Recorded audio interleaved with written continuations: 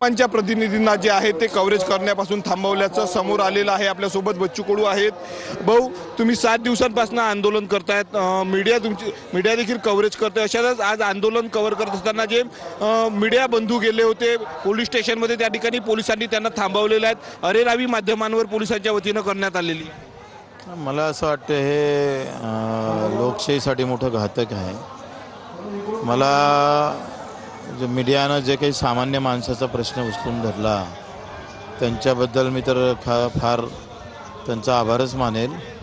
पण सामान्य माणसाचा आवाज जनसामान्यापर्यंत आणि सरकारपर्यंत गेला पाहिजे, ही महत्त्वाची भूमिका मीडिया करत असताना पोलीस जर अशा प्रकारची मगरुरी करत असेल तर त्याचा आम्ही निषेध करतो।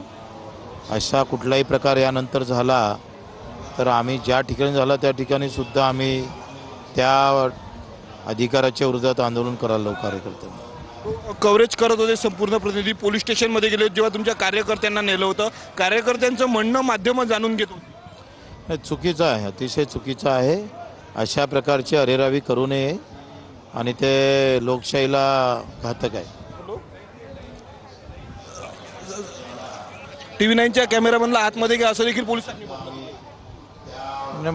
मला असं वाटतं का TV9 असेल अधिक इतिवृत्त आहे।